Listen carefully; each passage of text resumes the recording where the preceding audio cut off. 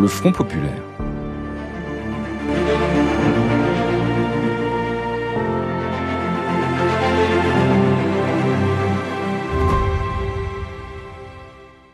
Bonjour à tous. Quand on pense aux années 30 en France, on imagine souvent une période sombre. La crise économique, la montée des tensions, la marche inexorable vers la Seconde Guerre mondiale. Mais au cœur de cette décennie, il y a eu un moment d'une incroyable intensité. Un épisode qui a soulevé autant d'espoirs immenses que de haine féroce. Alors des images nous viennent tout de suite en tête, des ouvriers qui occupent joyeusement leurs usines, des bals improvisés au son de l'accordéon, et surtout des familles découvrant pour la première fois la mer ou la montagne grâce aux congés payés. Ce moment-là, c'est le Front populaire. Une alliance politique de gauche qui, en un temps très court, a profondément changé la France avant d'échouer. Alors comment cette parenthèse, à la fois enchantée et tragique, a-t-elle pu s'ouvrir ? Quelles ont été ses grandes réussites et ses échecs cuisants ? Et quel héritage nous a-t-elle réellement laissé ? Découvrons ensemble l'histoire complexe du Front populaire. Pour comprendre sa naissance, il faut revenir au début des années 30. La France, qui se croyait à l'abri, est frappée à son tour par la grande crise économique née du krach de Wall Street en 1929. La production industrielle chute, le chômage explose, et des centaines de milliers de personnes se retrouvent sans emploi, sans aucune indemnisation. Oui, il n'y a pas vraiment d'allocation chômage à l'époque. Donc quand on perd son travail, on n'a plus rien, ou pas grand-chose, des aides très limitées. Et les gouvernements successifs, instables, appliquent des politiques d'austérité, comme les décrets-lois de Pierre Laval en 1935, qui réduisent de 10% les salaires des fonctionnaires. Et les Français ont le sentiment que les hommes politiques n'arrivent pas à résoudre la situation économique. Et ce climat profite aux ligues d'extrême droite, l'Action française ou les Croix de Feu. Alors ces ligues, ce sont des mouvements politiques très marqués à l'extrême droite donc, et qui dénoncent un régime parlementaire jugé corrompu et faible. Elles veulent un pouvoir fort, autoritaire. Et l'étincelle, c'est l'affaire Stavisky en 1934. Alors c'est un scandale financier qui implique un escroc, Alexandre Stavisky, qu'on a retrouvé mort dans des circonstances suspectes. Le Canard enchaîné titre d'ailleurs ironiquement, je cite, « Stavisky se suicide d'un coup de revolver qui lui a été tiré à bout portant ». Alors c'est un scandale qui va éclabousser plusieurs hommes politiques. Et l'extrême droite s'en empare pour crier à la corruption généralisée. Le 6 février 1934, à Paris, les ligues organisent une grande manifestation près de l'Assemblée nationale. « Dehors les voleurs, dehors les corrompus », hurle-t-il. Et c'est un rassemblement, peut-être un coup d'État, d'ailleurs les historiens en débattent. Ce rassemblement, en tout cas, il tourne à l'émeute. Bilan, une quinzaine de morts et des centaines de blessés.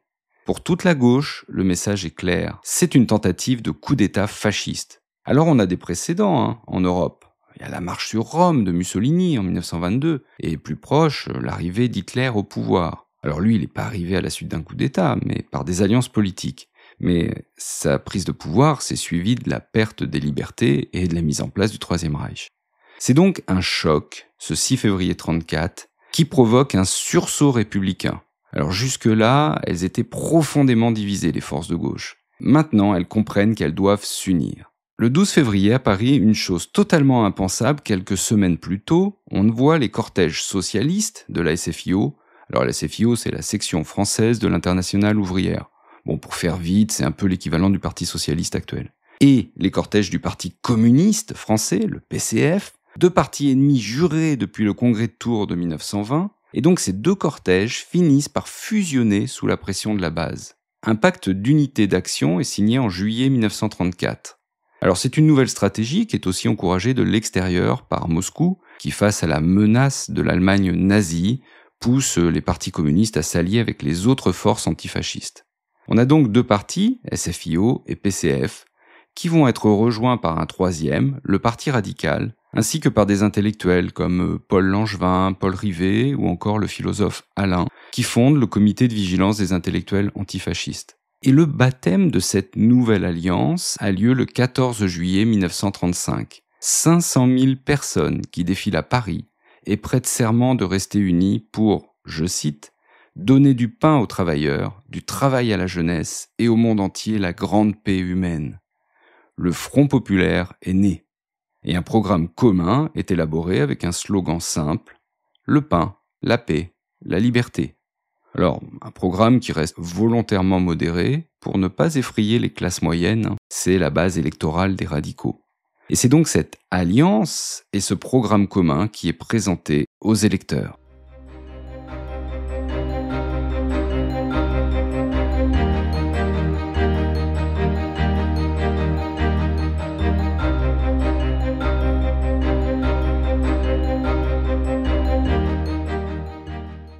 Aux élections législatives du 3 mai 1936, c'est la victoire. Le Front populaire obtient la majorité absolue avec 386 sièges sur 608. Les communistes sont les grands vainqueurs, ils passent de 11 à 72 députés, tandis que les radicaux sont les grands perdants, même s'ils restent indispensables à la coalition. Pour la première fois de son histoire, la France va être dirigée par un chef de gouvernement socialiste, Léon Blum. Et un immense espoir soulève alors le pays. Mais le gouvernement Blum ne doit prendre ses fonctions qu'un mois plus tard.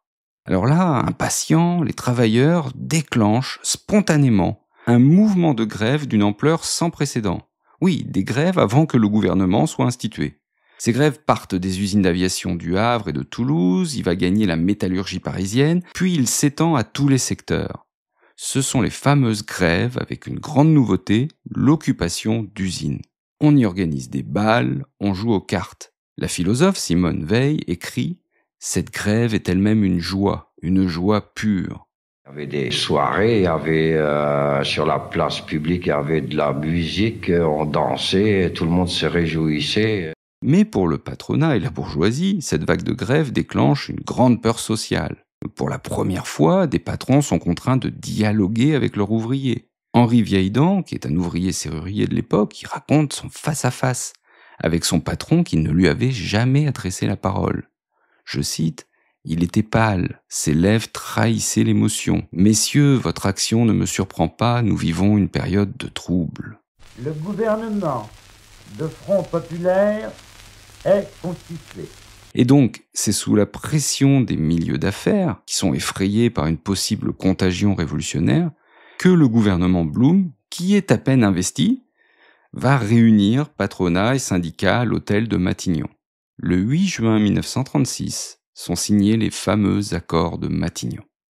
Alors ces accords prévoient une augmentation générale des salaires de 7 à 15%, la reconnaissance de la liberté syndicale et l'instauration de délégués du personnel. Et dans la foulée, et pressé par l'urgence, le Parlement vote à une quasi-unanimité toute une série de lois sociales historiques qui n'était d'ailleurs pas prévu dans le programme électoral, ni même dans les accords Matignon. On va voir ainsi la semaine de 40 heures, au lieu de 48, sans diminution de salaire, et surtout, 2 semaines de congés payés pour tous les salariés. Alors l'idée, j'insiste, n'était pas dans le programme du Front populaire, a été jugée totalement utopique. Et pourtant, ces congés payés sont votés. Alors ils existaient déjà de façon limitée, mais dans certains secteurs, la fonction publique, quelques entreprises. Là, il s'agit de les généraliser. Et pour beaucoup, c'est une révolution. L'idée même de vacances n'existe pas dans le monde ouvrier. Je vous dirais que quand il y a eu la fin de la grève et les congés payés, on avait encore du mal à réaliser que c'était possible. Partir 15 jours en vacances et toucher la paye en revenant. Léo Lagrange, le premier sous-secrétaire d'État aux loisirs, va créer un billet de train à tarif réduit qui permet à des centaines de milliers de Français de découvrir la mer. Les fameux salopards en casquette, comme les surnomme avec mépris une partie de la bourgeoisie. Il y a ceux qui y vont à la mer en train, il y a ceux qui vont en mer en vélo, il y en a même certains qui y vont à pied. Léon Blum nomme aussi 3 femmes sous-secrétaires d'État, Cécile Brunswick, Suzanne Lacorre et Irène Joliot-Curie, la fille de Marie Curie. C'est une première, alors qu'elles ne sont à l'époque ni électrices, ni éligibles. Il y a de la joie, bonjour, bonjour les hirondelles, il y a de la joie, dans le ciel par-dessus le toit, il y a de la joie, et du soleil dans les rues, il y a de la joie, partout il y a de la joie. Mais l'euphorie est de courte durée. Le Front populaire se heurte très vite à d'énormes difficultés. D'abord, l'échec économique. Contrairement aux espoirs, la production stagne et le chômage augmente. Les hausses de salaire sont vite annulées par une forte inflation, c'est-à-dire la montée des prix. La loi de 40 heures est accusée de rigidifier l'économie et de freiner la production au moment où le réarmement face à l'Allemagne devient crucial.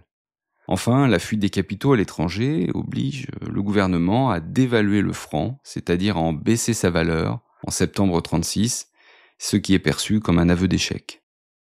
Ensuite, la dislocation politique. Et là, le drame qui va déchirer le Front populaire éclate en juillet 1936. C'est la guerre civile en Espagne. Le cœur de Léon Blum et de la gauche est avec les républicains espagnols, qui ont formé d'ailleurs en Espagne, en même temps que la France, un Frente Popular, un front populaire. Mais il est pressé, Blum, par son allié britannique et par les radicaux qui craignent une contagion. Il se résigne à la non-intervention. Et cette décision va briser l'alliance avec les communistes qui la lui reprochent amèrement. Alors la coalition se fissure aussi parce que les classes moyennes, qui sont les bases du parti radical, se sentent lésées par les réformes et se détachent progressivement du mouvement. Enfin, le Front populaire fait face à une opposition d'une violence inouïe. Une haine féroce, souvent antisémite, vise personnellement Léon Blum.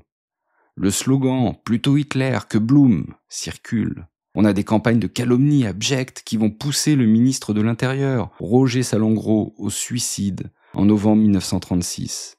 Et le patronat, de son côté, s'organise et lance un appel « Patrons, soyez des patrons ». Face à l'impasse économique, à la nécessité de réarmer le pays, Blum annonce une pause dans les réformes en février 1937. C'est le début de la fin. En juin, les sénateurs radicaux s'allient avec la droite et renversent le gouvernement Blum. L'expérience se disloque et prend définitivement fin en 1938, sous le gouvernement du radical Daladier, qui commence à démanteler les acquis sociaux, notamment en remettant en cause les 40 heures.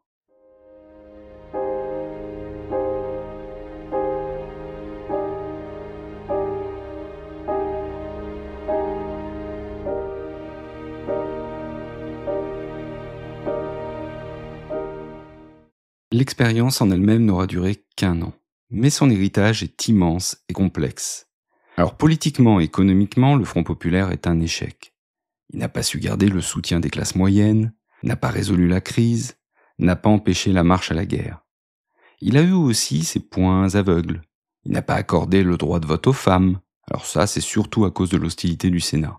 Il a déçu les espoirs d'autonomie dans les colonies, et il est resté largement silencieux face aux purges staliniennes qui se déroulaient au même moment en URSS. On accuse aussi parfois, et c'était le cas en 1940, le Front populaire d'avoir empêché le réarmement de la France face à la menace allemande. Alors ça, c'est totalement faux.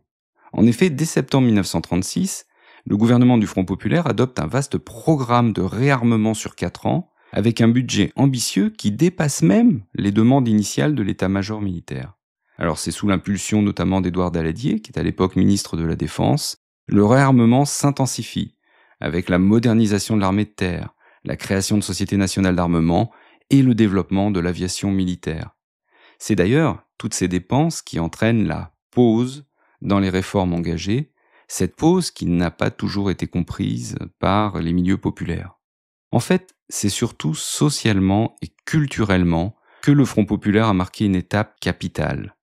Il a inscrit dans la loi des droits fondamentaux pour les salariés, comme les congés payés, les conventions collectives ou la reconnaissance du fait syndical, qui sont devenus des acquis définitifs de notre modèle social. Et au-delà des lois, le Front populaire a surtout durablement changé les mentalités. Il a ancré l'idée que l'État a un rôle à jouer pour garantir la dignité des travailleurs et que la culture et les loisirs ne sont pas un luxe, mais un droit pour tous. Finalement, le Front populaire reste dans la mémoire collective comme un mythe vivant, un moment de fierté et d'espoir pour des millions de gens qui ont eu le sentiment, pour la première fois, de prendre leur destin en main. Merci d'avoir écouté cet épisode. S'il vous a plu, faites comme ces ouvriers de 1936, faites entendre votre voix. Une note, un commentaire, c'est le meilleur moyen de soutenir ce podcast. Abonnez-vous aussi, c'est gratuit et vous serez certain de ne manquer aucun nouvel épisode. Et on se retrouve très bientôt pour une nouvelle page d'histoire.